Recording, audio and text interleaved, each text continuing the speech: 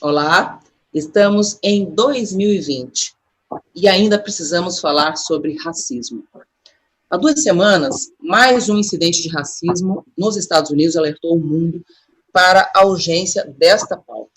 Um cidadão negro detido, algemado e imobilizado no chão foi asfixiado sobre o joelho de um policial branco que se manteve sobre o pescoço dele por 8 minutos. George Floyd avisou em vão que não conseguia respirar. Desde a morte de Floyd, a frase "não consigo respirar" corre o mundo em diversos protestos antirracistas.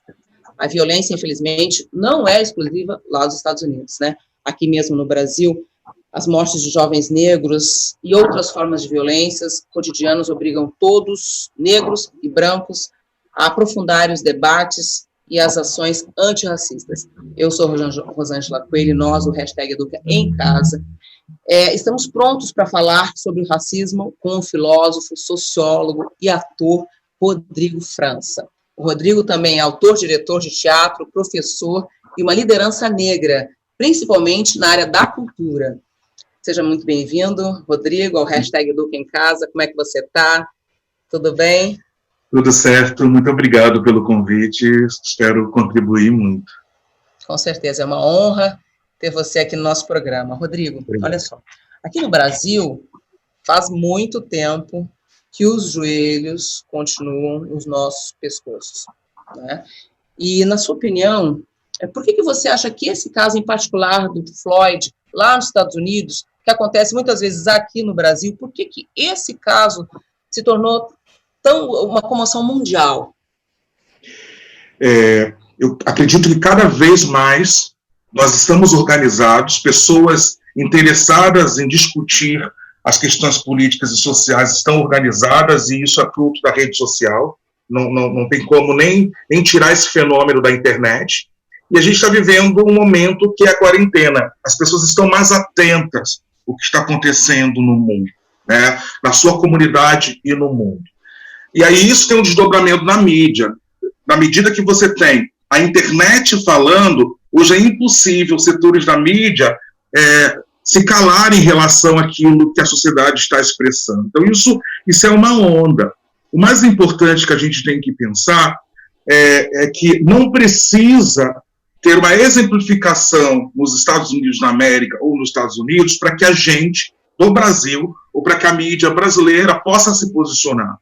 Não é porque se percebeu que existe, né, o racismo lá, e automaticamente se percebeu que existe o racismo aqui, sendo que nós estamos gritando há anos, né, sendo que nós estamos nos revoltando, rebelando há anos. Você tem a revolta da chibata, e isso é bom falar para o público como professores, né? Os malês, a gente tem as manifestações existentes do contemporâneo sobre esse grito, né? A gente está sabendo isso há anos, a cada 23 minutos, um jovem negro é assassinado no Brasil, isso é discutido em todos os setores.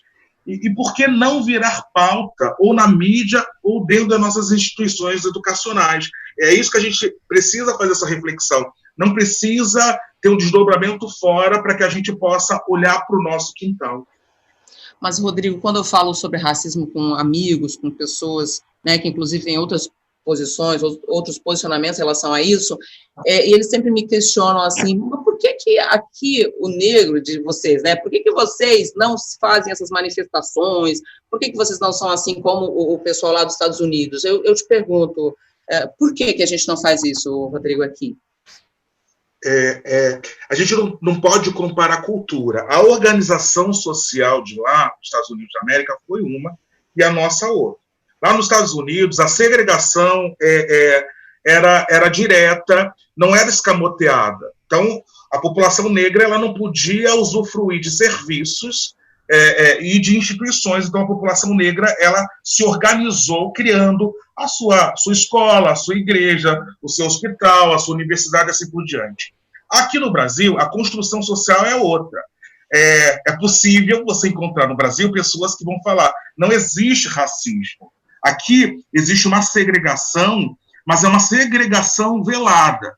Então, ao mesmo tempo que eu vejo uma propaganda do banco que coloca casal negro, que coloca atores negros e fala, olha, esse banco é diverso, mas o meu corpo, o corpo do meu povo, é parado na porta giratória. Então, existe uma construção para a gente acreditar no mito da democracia racial que fez com que a gente não se organizasse criando as suas instituições. Até hoje se perpetua, e isso é muito importante falar para professores e professoras, que a gente só se organiza como sociedade se a gente assume as nossas mazelas e a gente trabalha essas mazelas. Não adianta a gente criar um Brasil mágico, mítico, de respeito, sendo que não há, os números rezam isso, né? Quando você vai pensar que 75% dos mais pobres são negros e que nós não chegamos a 1% dos mais ricos desse país, já qualifica que a gente vive uma segregação econômica, política e social. Então, a gente precisa assumir essas questões para poder resolvê-las. E, Rodrigo, não sei se você concorda comigo que uma das soluções, digamos assim, pelo menos para a gente caminhar positivamente em relação a que as pessoas consigam conviver mais harmonicamente, seria as crianças, né? Um trabalho feito pelas crianças, e nesse ponto a escola tem um papel fundamental. Então, eu gostaria que a gente falasse um pouquinho sobre a Lei 10.639, inclusive, a importância dessa lei, e antes disso eu quero ler aqui, até inclusive, o nome desse projeto, que é o IATCO-ECO, que é um projeto que está sendo realizado, sendo planejado, enfim, nas escolas da rede pública municipal aqui do Rio de Janeiro, que desenvolve a cultura afro, faz palestras, jogos, brincadeiras e leituras sobre os temas, né, sobre os temas afro, para justamente que essas crianças consigam ter essa identidade negra. Sei que você também faz um trabalho nesse sentido, né? Já fez um trabalho. Conta para a gente um pouquinho, por favor. Então, a gente está falando muito sobre educação antirracista. A gente precisa entender essa estrutura do que é o racismo, que é uma relação de poder. Então, eu, como professor, eu preciso quebrar essa cultura hegemônica, que é uma cultura de poder que prevalece sobre as outras culturas. Na medida que, se a gente perceber, quando a gente estuda história geral, a gente não estuda história do mundo, a gente estuda história da Europa. A gente não perpassa pela China, e isso eu estou falando até na educação infantil, que é possível você discutir cultura do mundo. A gente não passa pela cultura chinesa, japonesa, do continente africano, a gente não fala sobre a cultura indígena, quando a gente fala sobre história, é a história da Europa, é do Ocidente. Quando a gente fala sobre filosofia, imagina a população indígena tem uma filosofia que é rica. A gente até hoje no Brasil, nas escolas, ensina o continente africano como um país. A gente não fala da diversidade, que é um continente composto por 54 países. A gente ainda tem um foco, eu posso me colocar como professor, de sinalizar um continente africano como um continente de pobreza, um continente de miséria, de doença, e isso é um erro. Você vai ver nas Américas países que são pobres e países que são ricos, assim como é o continente africano. Como é que eu vou trabalhar a autoestima do meu aluno negro, da minha aluna negra, se eu não potencializo a ancestralidade desses alunos? Eu vou ficar simplesmente batendo numa relação de pessoas que foram escravas, só que foram pessoas escravizadas. Isso é muito importante em relação à oralidade. Foram pessoas escravizadas, e nessa relação de pessoas escravizadas, vieram para cá engenheiros, arquitetos, reis, rainhas, príncipes, princesas, pessoas da agronomia.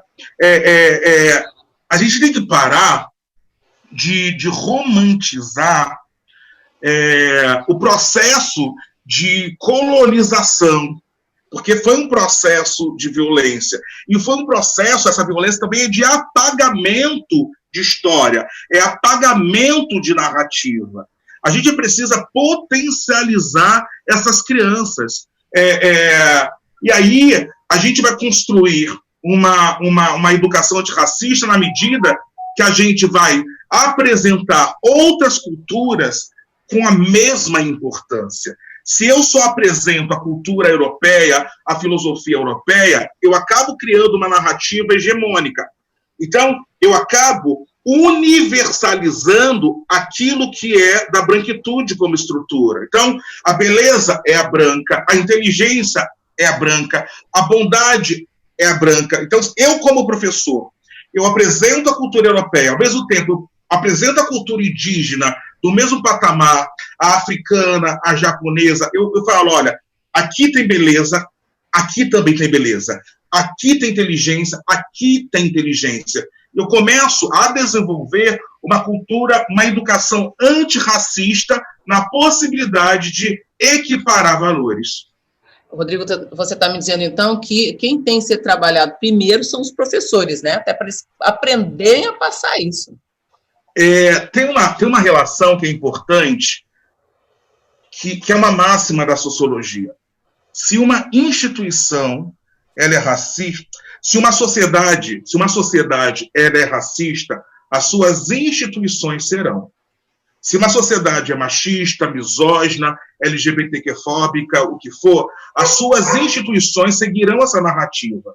Porque quem está dentro das instituições está na sociedade. Então, não adianta a gente criar um imaginário que a escola ela não vai reproduzir essas mazelas, ela vai reproduzir essas mazelas. Então, há uma necessidade de um trabalho, de um esforço da comunidade educacional, da comunidade escolar, para conversar e criar projetos para acabar essas mazelas. Imagina se, por exemplo, a gente teve um caso de uma escola privada aqui no Rio de Janeiro, onde uma aluna chamada Fatu sofreu racismo.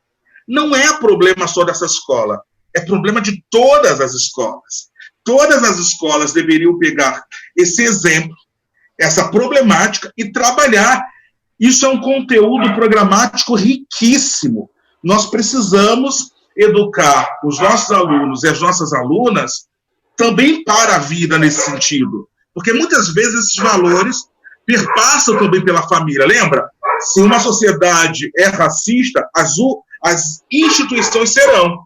E também pode começar, sim, pela família. Então, há uma necessidade imensa dessa escola desenvolver, trabalhar esse conteúdo como algo de suma importância para evitar problemas. Imagina, se um aluno é racista com outra aluna, com outro aluno, estão no mesmo patamar hierárquico, que dirá que comportamento esse aluno racista vai ter com a senhora que é da faxina, que é da merenda, que não está no mesmo patamar hierárquico. Então, a gente precisa conversar sobre racismo em toda a comunidade escolar. Uhum. E aí a gente vai cada vez mais fundo, né? Eu tenho uma outra pergunta sobre família, mas antes disso eu vou te enviar uma pergunta de... Eu estou em casa, vai ter latidos, vai ter... Eu sei. Eu até conheço esse cachorro preto aí que está latindo aí fora. É ele mesmo. É o seguinte, a Letícia Júnior pergunta o seguinte para você. Eu gostaria de dicas para conversar sobre o tema na educação infantil. Deve ser uma professora, com certeza. Uhum. Olha, eu percorro muitas das escolas públicas e existe algo que é problemático, que é autodeclaração. É possível você fazer um trabalho de autorretrato com os alunos para perceber como eles se leem. E eu vou falar uma coisa, é uma realidade, a partir de trabalhos acadêmicos, é uma realidade existente que muitos alunos negros vão se autorretratar brancos e loiros. Sendo que a gente sabe que a escola pública do Rio de Janeiro é uma escola preta, né? Isso em números. A gente precisa primeiro trabalhar essa autoestima. A gente não pode se calar a partir de ofensas racistas. Não pode ser um problema só dos alunos ou só da turma. Por exemplo, existe uma tendência de relativizar o racismo. Os alunos se resolvem, não vão resolver. A gente está discutindo o crime. Se um aluno ele rouba algo de outro aluno, vai para a direção, vai virar projeto, etc. Mas quando existe uma ofensa racial, se minimiza e acredita que esse problema vai findar. Só que a gente não pode esquecer que o racismo é uma violência que vai atravessar a vida dessa criança para o resto da vida. Então, há uma necessidade de pensar racismo na educação infantil.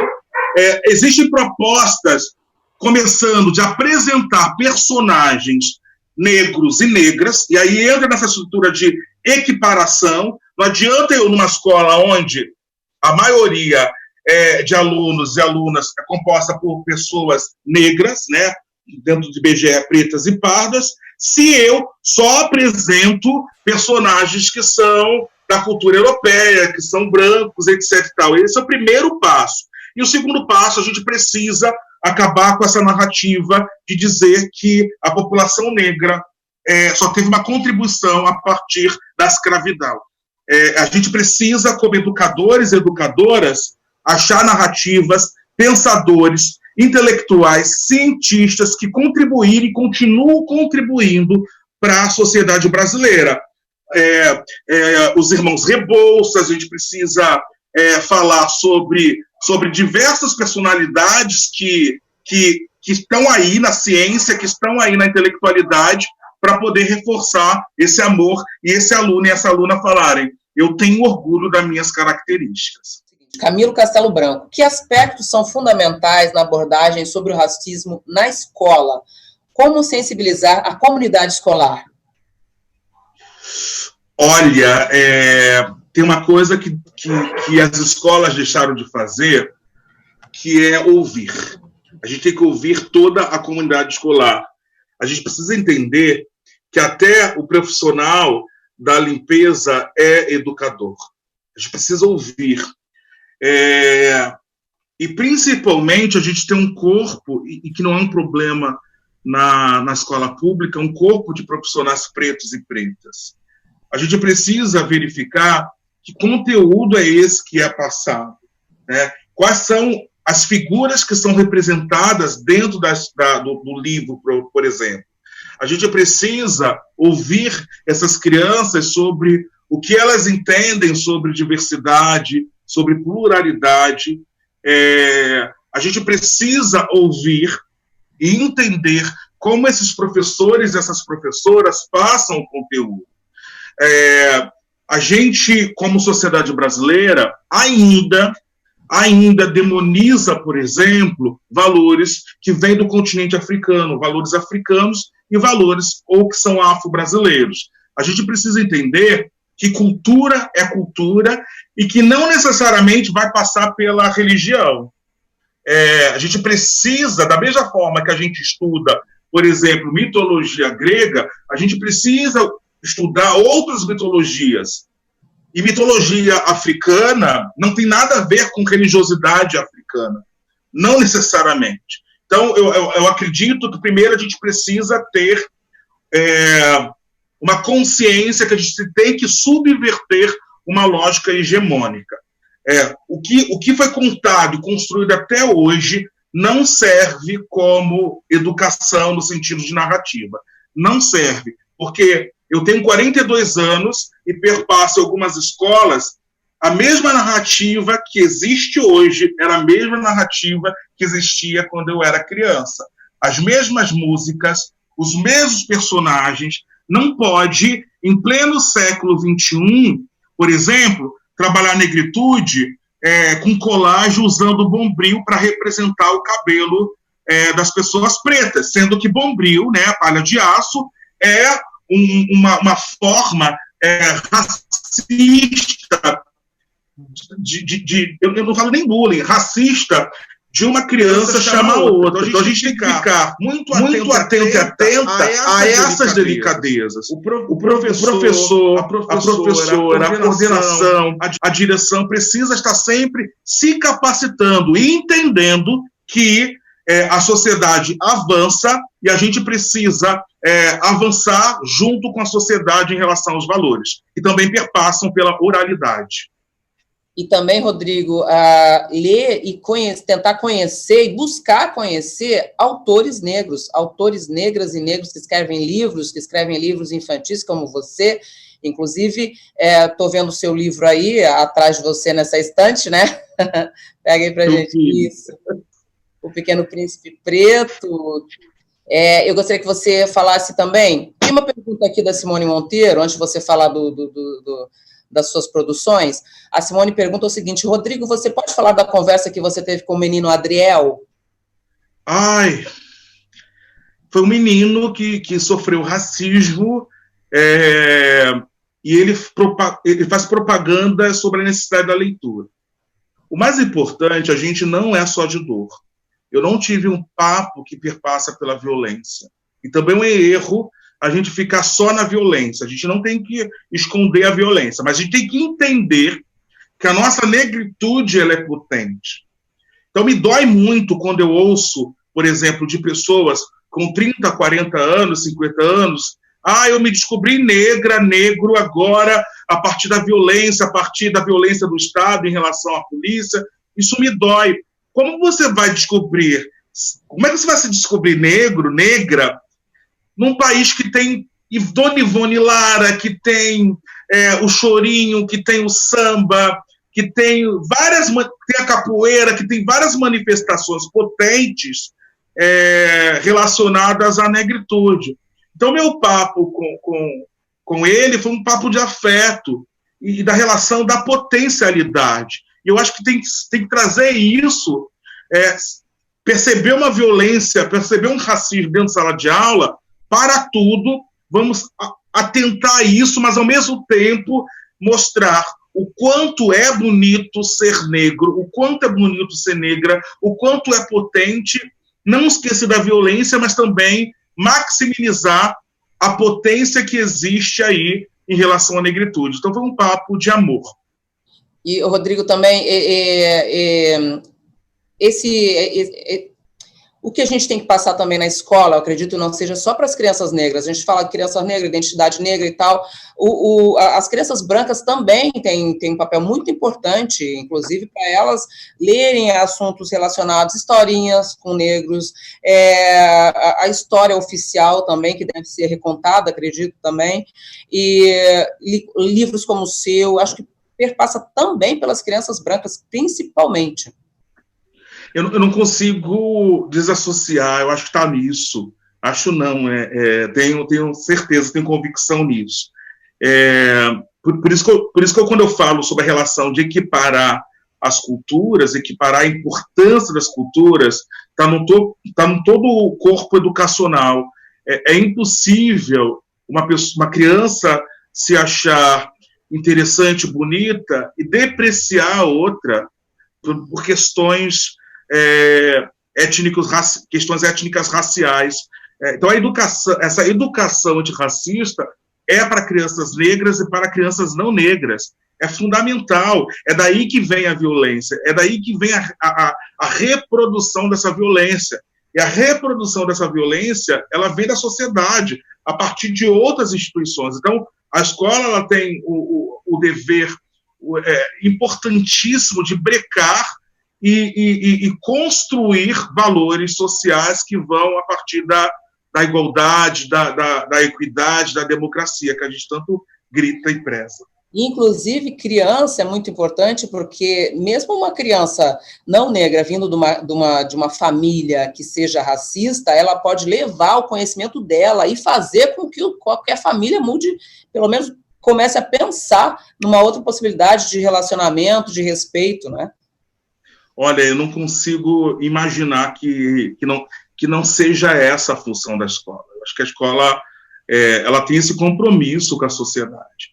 A escola ela tem um compromisso de subverter aquilo que faz mal, ela tem um compromisso de ressignificar e significar valores existentes. A gente precisa entender que isso é tão quanto importante que matemática, do português, geografia. A gente precisa discutir mundo. É da escola que sairão adultos que vão ser potências, que vão ser líderes, que vão ser pessoas que vão determinar valores morais e valores jurídicos. Eu não consigo pensar o contrário. A gente precisa entender principalmente da escola pública, que pode sair o próximo presidente da República, que pode sair a próxima presidenta da República. A gente precisa educar para isso. Eu não consigo imaginar que a escola não tem esse papel. A escola tem um papel fundamental de subverter aquilo que nos traz dor social. Eu não consigo. Imagina, o Brasil está no ranking da violência doméstica, né? É o país um dos países que mais mata mulheres. A escola tem um papel fundamental de trabalhar sobre a relação dessas mulheres da sociedade, sabe? Eu não consigo imaginar que isso não seja conteúdo. O respeito, sabe? O respeito. Não adianta a gente falar sobre democracia se a gente não fala sobre esses valores, sabe? Não adianta eu falar sobre matemática se eu tenho um desrespeito da sala de aula. A gente acredita que isso está na mão só dos profissionais de humanas, isso está na mão de todos os profissionais. A escola ela tem esse papel que é fundamental. Uhum, com certeza. Rodrigo, eu tenho aqui um elogio da professora Rosa Maria, falando que, passando para agradecer essa aula, eu estou assistindo com a família. Obrigada, Rosângela e Rodrigo. Obrigada a você. Obrigado. Rosa, obrigada por você nos assistir. Rodrigo, vamos falar um pouquinho da sua produção? Pena que o tempo é escasso, já está quase acabando o programa, gente. Eu queria falar para você sobre o seu livro, sobre as suas peças, o que você está pretendendo fazer, como é que você está lidando com esse isolamento. Eu vou falar de tudo e umas coisas que são importantes. O meu ofício, e como o seu, como de qualquer pessoa que está nos assistindo, é melhorar a sociedade. Então, está na minha escrita isso. Quando a gente vai falar sobre racismo estrutural, a sociedade brasileira ela foi construída a partir da escravidão indígena e africana. Pessoas até hoje se beneficiam disso. Esse racismo estrutural tem um filósofo chamado Henrique Vieira que vai falar que não é uma pilastra que eu encosto ou não, é o chão que todo mundo pisa. E o que eu faço com isso? O que eu faço com esse valor? Então, está na minha obrigação, ou na escrita, ou na sala de aula, ou na atuação, subverter essa estrutura. Então, o Pequeno Príncipe Preto, todo mundo fala, para criança, só criança negra, é para uma criança negra e não negra, é para crianças de 0 a 120 anos, é para discutir sobre isso. Nós temos, isso para qualquer pessoa, nós temos um dever ancestral de melhorar esse país. Nós temos esse dever ancestral. Então, isso está no meu ofício, está na minha forma de falar. Não é pesado, as pessoas falam assim, é pesado falar só sobre isso. Eu não saberia não falar sobre isso. Então, quando eu vou montar espetáculos, eu vou querer subverter essa lógica. Então, tá no Oboró, Masculinidades Negras, tá no Iabás, tá no Pequeno Príncipe Preto, formas, contribuições para a gente melhorar a sociedade. E é importante frisar que não é porque o racismo estrutural, isso vai justificar que a pessoa seja racista. Nós tivemos, no momento onde as pessoas eram escravizadas por ordem moral e jurídica, mas pessoas que subvertiam essa lógica. Então, a gente pode, mesmo na sociedade que o racismo é estrutural, a gente ser antirracista. A gente pode e a gente deve. Então, tá nisso. Eu estou falando de tudo. Eu quero precisar da minha caneca. Falou sobre... Ai, que linda! A gente não falou sobre o racismo estrutural, o que vem a ser isso, né? Esse termo, como a gente estava falando antes do programa, a gente sabe muito bem da pele o que é o racismo estrutural, mas ele, como conceito, dá uma pincelada para a gente, o que vem a ser isso. Deixa eu só mandar um beijo para Juliana Barbosa Pereira, que é ilustradora do Pequeno Príncipe Preto. Então, está nessa estrutura. A gente precisa entender, por isso que eu falei que a gente tem que deixar de romantizar o processo de colonização. O processo de colonização foi de violência. A construção social do Brasil foi a partir de violência. Estou falando para educadores. Foi estupro, apropriação cultural. Então, a gente vai ter uma sociedade que vai trazer esses valores. Nossa, um pouco mais de um século, essas pessoas foram supostamente libertas, né? Se a gente pensar que a gente utiliza até hoje nomenclatura, a gente utiliza até hoje termos que possivelmente, lá no século XVI, XVII, XVIII, XIX, as pessoas usavam os mesmos termos para poder justamente preterir, coisificar outros seres humanos, pessoas pretas. Então, a estrutura ela vai codificar uma relação de poder político para pessoas que são brancas e inferioridade para as pessoas que são negras, e não dá para esquecer pessoas indígenas. Então, cadê essa estrutura? O racismo ele vai percorrer todas as nossas relações. E por isso que a gente deve estar atento e atenta. Ou relação amorosa, ou relação financeira, ou relação patrimonial, social, etc. Está na fala. Está como eu olho o meu aluno, minha aluna. Está como eu me relaciono. É importante sinalizar, já que eu estou falando para muitas pessoas que trabalham com crianças, existem diversas pesquisas na UERJ, no campo de pedagogia, que vão falar sobre esse olhar social que se tem para crianças pretas e pretas. A partir dos 5 anos de idade, esse menino negro, no olhar, no senso comum brasileiro, ele passa a ser ameaça, passa a ser pivete, sementinha do mal. E essa menina negra, a partir dos 5 anos, passa a ser hipersexualizada. A gente tem que tomar cuidado. Na escola, errar é pedagógico, mas muitas vezes esse erro cometido pela criança negra é castigo. Eu estou cansado de percorrer escolas e ver crianças negras de castigo na sala de direção. Então, a gente tem que tomar cuidado com esse olhar viciado, e muitas vezes um olhar que vai reproduzir racismo, que não vai ter a mesma paciência com a criança negra em relação à criança branca. E quando a gente vai ver a história do Miguelzinho, que foi assassinado no Recife, perpassa por esse olhar.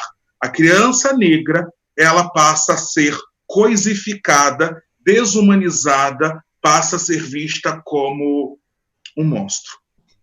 Rodrigo, infelizmente, o nosso programa está terminando, já terminou. A gente vai continuar, com certeza, um papo assim muito legal numa próxima oportunidade, tá bom? Muito obrigada, uma honra ter você aqui com a gente, tá? Muito obrigado. Obrigado pelo convite. Dias melhores virão, com certeza. A gente luta para isso, a gente trabalha para isso, vive para isso. Então tá, obrigada, viu? Gente, você que está em casa, nos acompanhou até agora, nosso programa vai ficar no Facebook da Multifio, ok? Muito obrigada, um grande abraço e até o próximo #EducaEmCasa. Tchau, tchau.